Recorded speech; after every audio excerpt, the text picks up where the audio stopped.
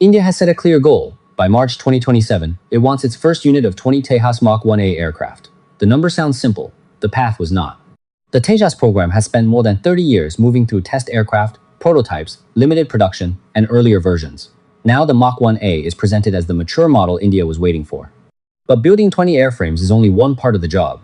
The bigger question is whether a long and complex supply chain can finally move at the same speed as the plan. The long journey came from repeated development stages. Over more than 2 decades of production, the program created technology test aircraft, prototypes, limited production models, and 2 earlier Mk1 versions. Each stage proved part of the design, but it did not deliver the complete model India wanted.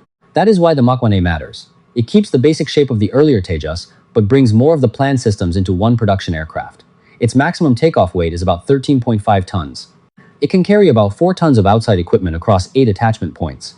Power comes from one American-made GEF 404 engine. The source describes its maximum thrust as about 85,000 newtons when extra fuel is used.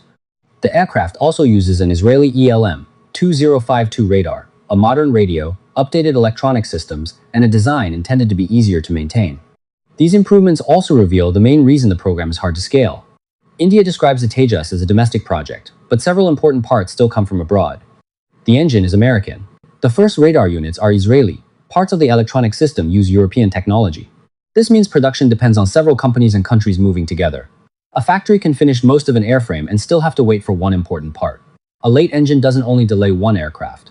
It can slow testing, delivery, training, and maintenance planning across the whole program. HAL has reportedly built around 30 airframes. More than 20 have already flown with older engines. Yet by July, only 7 production F404 engines had arrived.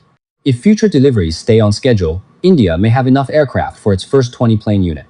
If they slip, finished airframes may remain on the ground.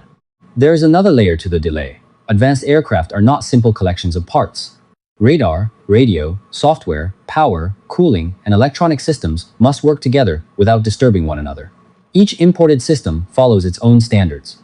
Engineers must connect them, test them, and prove that they remain reliable in daily use.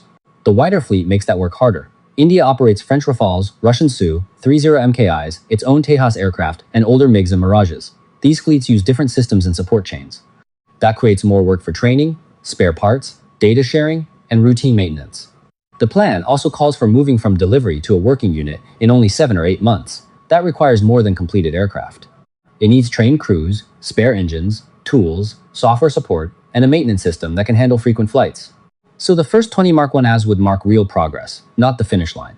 The long wait came from repeated design stages, foreign supply links, and the difficulty of making many systems work as one. India may now be close to the mature Tejas it wanted. Whether the schedule holds still depends on parts arriving and the whole production system working together.